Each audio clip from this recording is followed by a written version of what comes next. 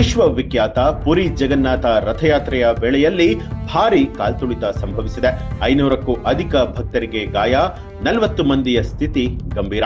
ಹೌದು, ಒಡಿಶಾದ ಪುರಿಯಲ್ಲಿ ವಾರ್ಷಿಕ ರಥಯಾತ್ರೆ ಉತ್ಸವದ ಸಮಯದಲ್ಲಿ ನಗರದಲ್ಲಿ 3 ರಥಗಳನ್ನ ಎಳೆಯುವುದಕ್ಕೆ ಭಾರಿ ಜನಸಮೂಹ ಸೇರಿದ್ರಿಂದ 500ಕ್ಕೂ ಹೆಚ್ಚು ಭಕ್ತರು ಗಾಯಗೊಂಡಿದ್ದಾರೆ. 40ಕ್ಕೂ ಅಧಿಕ ಮಂದಿ ಗಂಭೀರ ಸ್ಥಿತಿಯಲ್ಲಿ ಇನ್ನೂ ಕೂಡ ಆಸ್ಪತ್ರೆಯಲ್ಲಿ ಚಿಕಿತ್ಸೆಯನ್ನ ಪಡಿತಾ ಇದ್ದಾರೆ. ಪುರಿಯಲ್ಲಿ ರಥಗಳನ್ನ ಶಾಸ್ತ್ರೋಕ್ತವಾಗಿ ಎಳೆಯುವಂತಹ ಸಂದರ್ಭದಲ್ಲಿ ಈ ಒಂದು ಘಟನೆ ವರದಿಯಾಗಿರುವಂತದ್ದು. ಜಗನ್ನಾಥ ರಥಯಾತ್ರೆಯ ಸಮಯದಲ್ಲಿ ಕೆಲವರು ಗಾಯಗೊಂಡಿದ್ದಾರೆ ಅನ್ನುವಂತಹ ವರದಿಯ ಮೇರೆಗೆ ಒಡಿಶಾ ಸಚಿವರಾದ ಮುಕೇಶ್ ಮಹಾಲಿಂಗ್ ಹೆಚ್ಚಿನ ಜನಸಂದಣಿಯಿಂದಾಗಿ ಒಬ್ಬರು ಅಥವಾ ಇಬ್ಬರು ಭಕ್ತರು ಕುಸಿದು ಬಿದ್ದಿದ್ದಾರೆ ಅನ್ನುವಂತ ಮಾಹಿತಿ ಇತ್ತು. ರಕ್ಷಣಾ ತಂಡಗಳು ಅವರನ್ನ ರಕ್ಷಣೆ ಮಾಡಿ ತಕ್ಷಣ ಆಸ್ಪತ್ರೆಗೆ ಕರೆದೊಯ್ದರು. ದೇವಾಲಯದ ಪ್ರವೇಶದಲ್ಲಿ ಪ್ರಾಥಮಿಕ ಆರೋಗ್ಯ ಕೇಂದ್ರಗಳು ಕೂಡ ಇದೆ.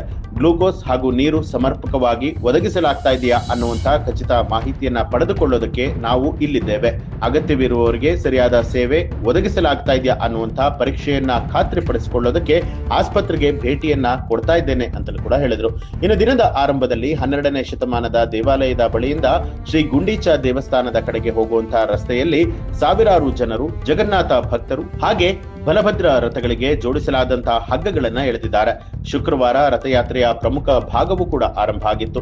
ಒಡಿಶಾ ರಾಜ್ಯಪಾಲರಾದ ಹರಿಬಾಬು ಖಂಬಂಪತಿ, ಮುಖ್ಯಮಂತ್ರಿ ಮೋಹನ್ ಚರಣ್ ಮಾಂಜಿ ಹಾಗೆ ಅನೇಕ ಗಣ್ಯರು ಪುರಿಯಲ್ಲಿ ಜಗನ್ನಾಥ, ದೇವಿ ಸುಭದ್ರ ಹಾಗೂ ಬಲಭದ್ರರ ರಥಗಳನ್ನ ಎಳೆದರು.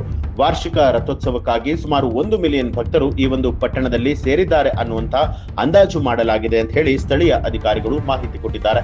ಇದಕ್ಕೂ ಮೊದಲು ಶುಕ್ರವಾರ ಇಲ್ಲಿ 2 ಗಂಟೆಗಳ ಕಾಲ ನಡೆದಂತಹ ಪಹಂಡಿ ಆಚರಣೆಯ ನಂತರ ತ್ರಿಮೂರ್ತಿಗಳಾದ ಬಲಭದ್ರ, ದೇವಿ ಸುಭದ್ರ ಹಾಗೂ ಜಗನ್ನಾಥನನ್ನ ರಥದಲ್ಲಿ ಪ್ರತಿಷ್ಠಾಪನೆಯನ್ನ ಕೂಡ ಮಾಡಲಾಗಿತ್ತು.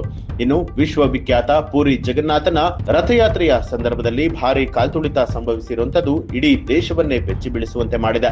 ಬರೋಬ್ಬರಿ 500ಕ್ಕೂ ಅಧಿಕ ಭಕ್ತರಿಗೆ ಗಾಯಗಳಾಗಿದೆ. 40ಕ್ಕೂ ಅಧಿಕ ಮಂದಿ ಗಂಭೀರವಾದಂತಹ ಗಾಯಗಳಿಂದ ಆಸ್ಪತ್ರೆಗೆ ದಾಖಲಾಗಿದ್ದಾರೆ. ಇನ್ನು ಈ ಒಂದು ಮಾಹಿತಿಗೆ ಸಂಬಂಧಪಟ್ಟ ಹಾಗೆ ನಿಮ್ಗೆ ಏನ್ ಅನ್ಸುತ್ತೆ ಅನ್ನೋದನ್ನ ಕಮೆಂಟ್ ಮಾಡಿ ತಿಳಿಸಿ. ಹಾಗೆ ನೀವಿನ್ನೂ ಕೂಡ ನಮ್ಮ ಚಾನೆಲ್ ಅನ್ನ ಸಬ್ಸ್ಕ್ರೈಬ್ ಮಾಡಿಲ್ಲ ಅನ್ನುವಂಥದ್ದಾದ್ರೆ ಈಗಲೇ ಸಬ್ಸ್ಕ್ರೈಬ್ ಮಾಡಿ ಬೆಲ್ ಐಕಾನ್ ಒತ್ತಿ.